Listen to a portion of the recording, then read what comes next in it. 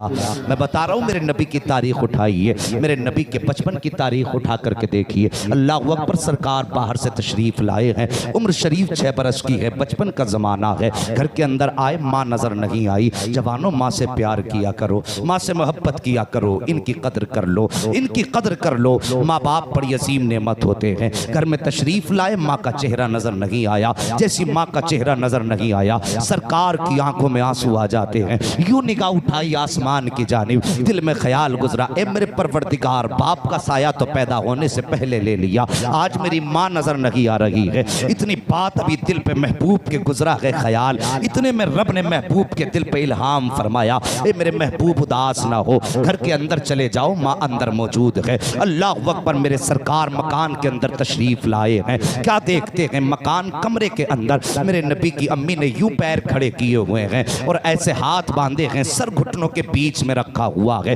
आक़ा करीम तशरीफ लाए, जैसे अंदर आए हैं, माँ आहिस्ता आहिस्ता हिचकी भर के आंसू बहा रही थी। अल्लाह अकबर, मेरे नबी ने माँ को रोते हुए देखा, आए और माँ के गले में यूं हाथ डाले हैं, अपने घुटने मुस्तफ़ा ने जमीन पे रखे हैं और रखने के बाद इरशाद फरमाते हैं, माँ रो रही हो।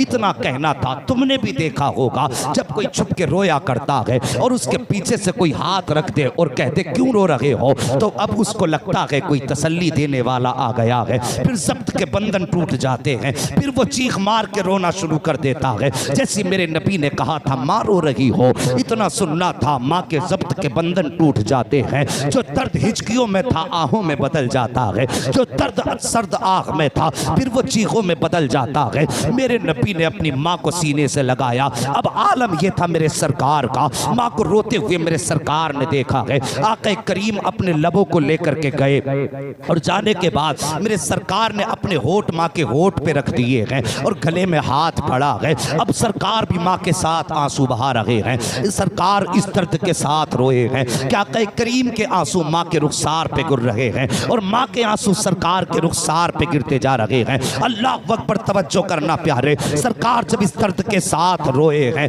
आक़ा करीम के आंसू गिरे हैं, माँ ने बेटे के सर पे हाथ रख के कहा, लख्त जिगर तुम क्यों रो रहे हो। मेरे नबी ने कहा था, माँ बता तो सही रोने की वजह क्या है। उसके बाद आका ने अगला जुमला इरशाद फरमाया था, ए माँ इसलिए रो रही हो कि खुदा ने तुम्हारे बेटे को यतीम बनाया है, या इसलिए रो रही हो कि तुम्हारा बेटा कमजोर है, या इसलिए रो रही हो कि तुम्हारा बेटा छोटा है। आका करीम फरमाते हैं, ए माँ अगर ये सोच करके रो रही हो कि तुम्हारा बेटा कमजोर है तो आप इशारा फरमाइए, अगर आप कहेंगी तो आपका बेटा आसमान से चांद सितारों को तोड़ करके कदमों में लाके डाल देगा। जैसी इतनी बात सुनी है, माँ ने लख्ते जिगर को सीने से लगाया, नूरी नजर को प्यार किया, इरशाद फरमाती है, बेटे मैं इस वजह से नहीं रो रही हूँ कि तुम खुदा ने तुझे कमजोर बनाया है, बल्कि आज मुझे तेरे गुजरे हुए बाप अब्दुल्ला की याद आ गई है।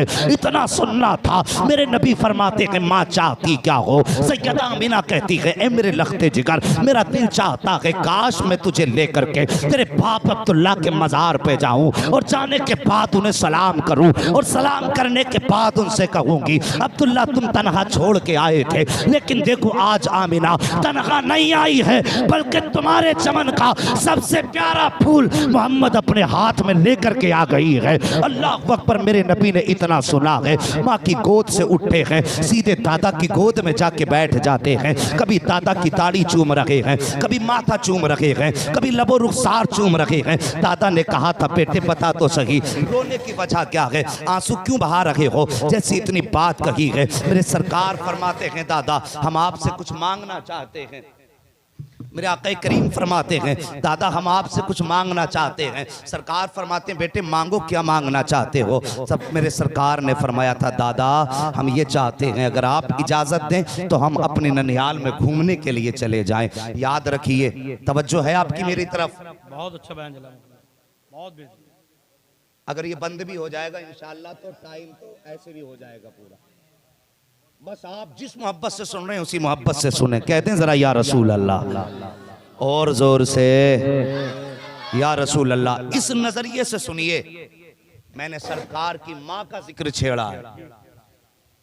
क्यों जानते हो? इसलिए छेड़ा है कि अगर कोई मेरी माँ की तारीफ करे मेरा कलेजा ठंडा होगा, और कोई नबी की माँ की तारीफ करे, गुंबद खजरे वाले के सीने में ठंडक पड़ जाएगी। तवज्जो है?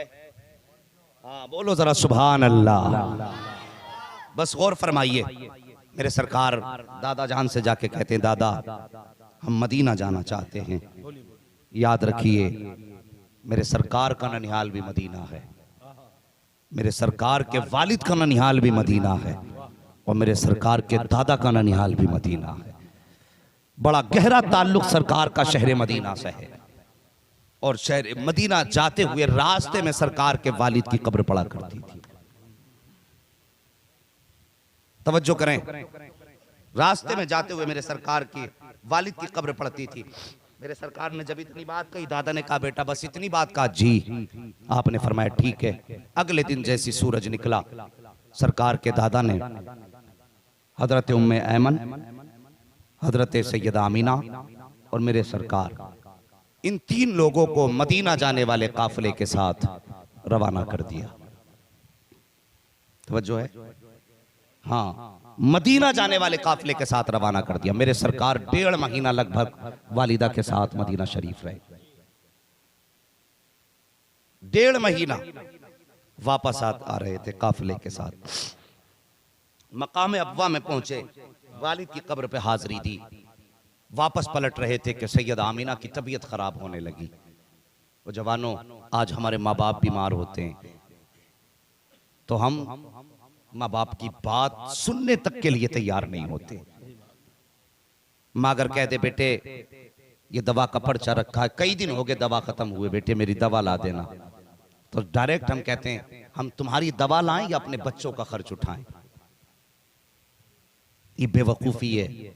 मैं कहता हूं खुदा की कसम, बाप की जरूरत है पूरी तुम करो, माँ की जरूरत है तुम पूरी करो, तुम्हारी जरूरत है खुदा पूरी कर देगा। हम तो जानते ही नहीं जरूरत है पूरी कराना।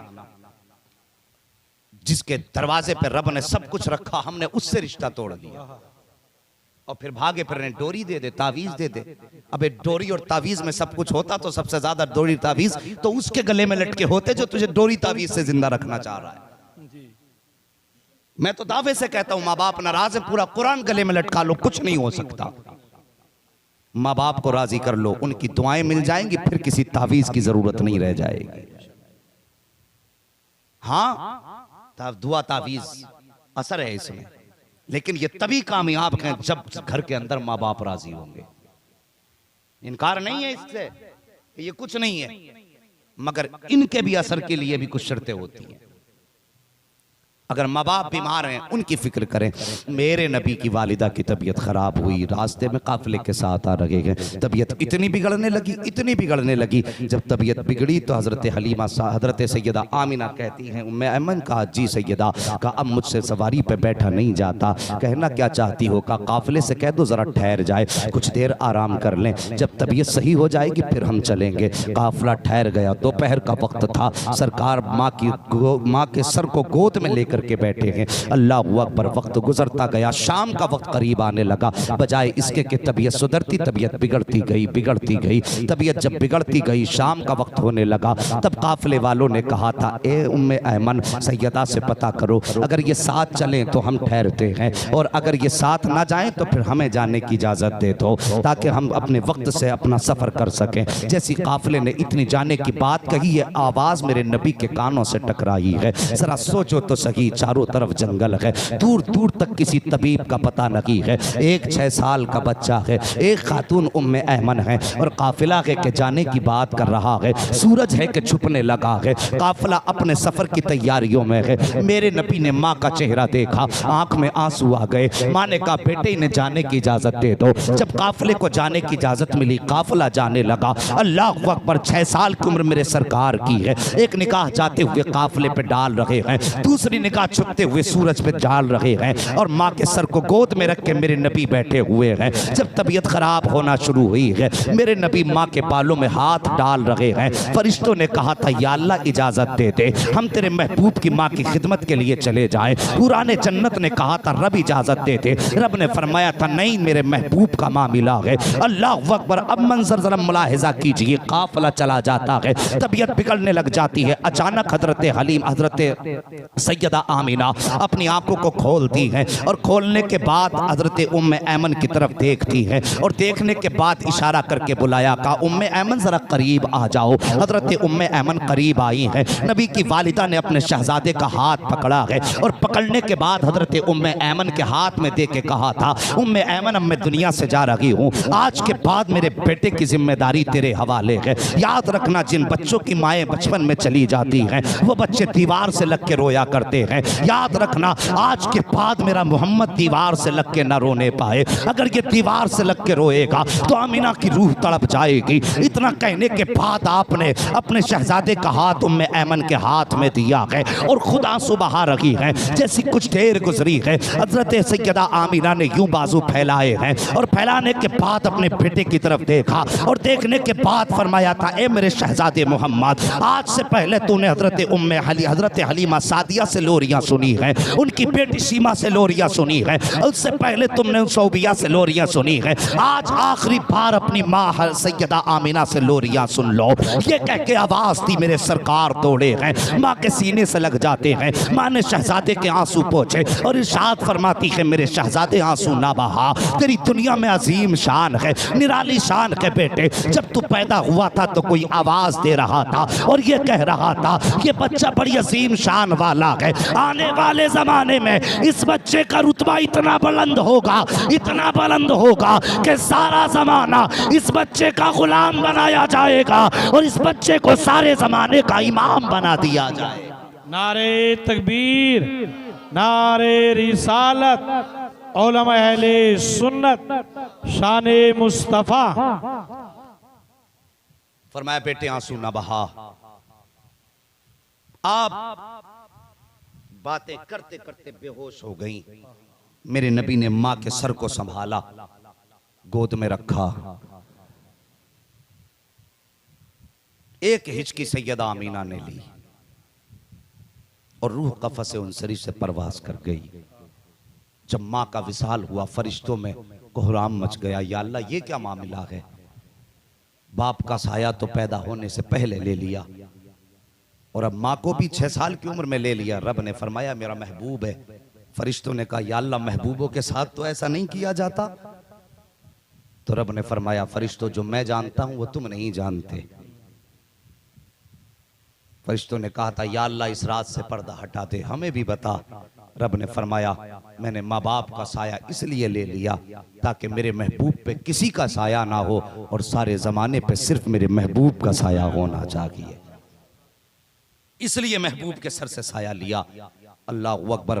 मुहद्दिस देलवी फरमाते हैं जैसी माँ ने अपने होठ बंद किए, सांसें थमी, मेरे नबी ने अपना मुंह माँ के मुंह पे रखा और रो के कहा माँ और बोलो ना, माँ और बोलो ना। इतने में उम्मे ऐमन ने सरकार के कांधे पे हाथ रख के फरमाया बेटे जो चले जाते हैं वो बोला नहीं करते।